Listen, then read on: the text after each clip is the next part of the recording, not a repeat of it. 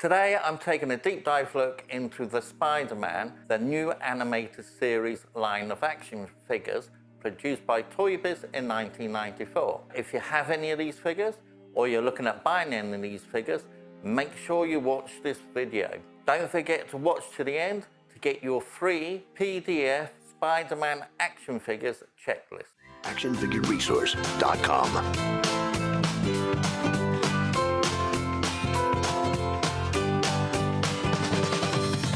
Yesterday's toys, today's treasures.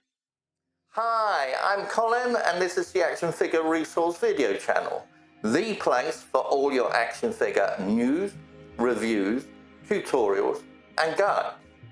I hope you find the information here interesting and informative and that it helps you with your collections.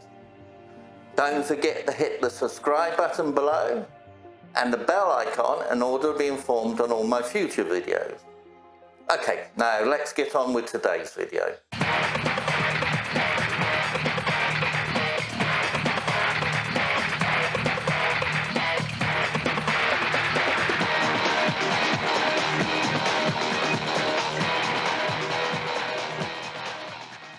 Today I'm taking a deep dive look into the Toy Biz Spider-Man, the new animated series line of action figures.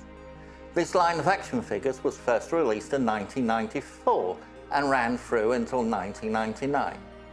During this time there were a total of 19 different series of action figures released. Today I'm going to be looking at the first series, which had 7 different action figures. This included 2 different variations of Spider-Man, Web Racer Spider-Man, Web Shooter Spider-Man. The other 5 figures were Smythe, Carnage, Venom, Hobgoblin and Dr. Octopus. In order to keep costs down, Toy Biz also produced a generic backing card for Series 1 through to 7. However, after Series 7, they started to give each release its own subset heading. This was to enable retailers to identify which characters came with which series, thereby making it easier for them to reorder. It also made it easier for collectors to determine which characters belonged to which one and what series they still needed to find figures for. The backing card for Series 1 through to 7 had Spider-Man the new animated series logo at the top of the card. Below this, on the left-hand side, was a drawn animated picture of the character that came with that card. On the right hand side was the bubble that included the figure. On the reverse side of the card, again at the top, you had the Spider-Man animated series logo. Below this, on the left hand side, was a diagram and instructions for the action feature for that particular figure. And on the right hand side was the animated drawing of the character and a short bio. Below this, on the bottom half of the card, was pictures and photographs of the characters and figures from that series and the previous series. So for example, Series 4 backing cards had the Series 4 characters on the back and the Series 3 characters. The first figure we're going to look at today is the Web Shooter Spider-Man. Web Shooter Spider-Man had fairly average sculpting and paintwork, and he came in his classic blue and red outfit. He had 8 points of articulation on the head, hips, knees, waist, left arm and left shoulder. The reason why he only had articulation in his left arm and left shoulder is because his special feature was his web launcher. The web launcher was embedded in his right hand, and when the web was placed into the web launcher, a piece of string was threaded through his right arm and came out at the back of his right shoulder. The web was released using a button on Spider-Man's right shoulder. When the web was shot out of the web launcher, it was attached with a piece of string that was threaded through his arm. This meant that the web could easily be pulled back into the web launcher, ready to be used again. This was an excellent feature and provided hours of fun for most kids. The second figure we're going to look at today is the Web Racer Spider-Man. And Web Racer Spider-Man only had 5 points of articulation on his head, waist, knees and legs. He had fairly average paintwork and sculpting again, like the web shooter Spider-Man, and also came in the classic blue and red outfit. The special feature on this particular Spider-Man is that there was a piece of string that was threaded through his outstretched hand. So the string went through his arm, through his back, and out his opposite hand. When the string was pulled taut, Spider-Man could slide up or down the string, giving him a climbing or swinging action. The next figure we're going to take a look at is the Smythe figure. Alistair Smythe was the son of Spencer Smythe, who was the original builder of the first Spider-Man Slayer, whose only purpose was to destroy Spider-Man.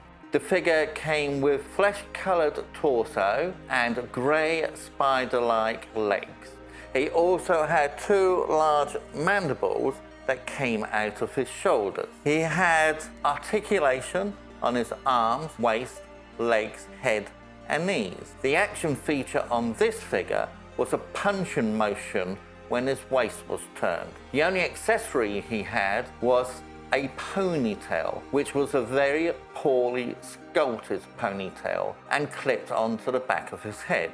Next up, we're taking a look at Hobgoblin. Hobgoblin was a hideous orange and green creature who stole some of Green Goblin's paraphernalia when he came across his lair. The sculpting and the paintwork on this figure is fairly mediocre, and he only has 6 points of articulation on the hip, knees and arms. But it came with two excellent accessories. These were namely the Goblin Glider and his Goblin Grenades. The next figure, one of my favourites, is Carnage. Carnage is the spawn of the symbiote Venom, who blended with Eddie Brock's cellmate, Cletus Cassidy. Carnage had excellent sculpting and paintwork, and was probably one of the best figures in the entire line. It came with 10 points of articulation on the knees, hips, waist, shoulders, elbows and head. His special feature was rather disappointing though, and consisted of him making a punching motion when his waist was twisted. It came with two accessories, which were a clip-on hand claw and a clip-on axe blade weapon. The next figure is another favourite of mine, Venom. Venom is an alien symbiote who melds with ex-reporter Eddie Brock, giving him powers even greater than those of Spider-Man. The figure here has excellent sculpting and paintwork and very close resembles the figure in the animated series. He has 8 points of articulation on the hips, knees, shoulders and elbows. Like Carnage though, he has a very disappointing action feature, which is also very mediocre. When you push his knees together, he makes a chomping action of his jaws. Also, Venom doesn't come with any accessories. The last and final figure we're looking at today is that of Dr. Octopus, or Otto Octavia. Otto Octavia was a mad scientist who engineered 4 long tentacles or arms that he could fix onto his body and gave him enormous powers. The sculpting and paintwork on Dr. Octopus were fairly mediocre. It came with a yellow cloak and gauntlets and green arms and legs. He had 6 points of articulation on the waist, arms and head. The best part of this figure was that his tentacles or arms were also articulated. This was done through a string that was threaded through each of his tentacles and arms. The string threaded through his arms and tentacles. When this knob on the back of Octo's was pulled, it caused his arms or tentacles to move. This gave many kids hours of fun and was an excellent feature. As a result, Dr. Octopus was a very popular character in this series and is very difficult to find. The Series 1 action figures generally sell on the secondary market for between $5 to $15, depending on their condition and whether they're loose or mint on the card. The only exceptions to this are Smythe, who goes for a lot less. Generally, Smythe will sell for between $2 and $10, again depends on its condition. The most expensive one in the series, and probably the hardest one to find, is Dr. Octopus, and this was mainly because of his cool action feature. The Dr. Octopus figure sells for up to about $15 loose. However, mint on a card, it can sell for as much as $100 to $120. When I looked on eBay, I could only find 2 of these figures being sold, and both of them were going for between $100 and $110, and the auctions still hadn't finished. Thank you for watching.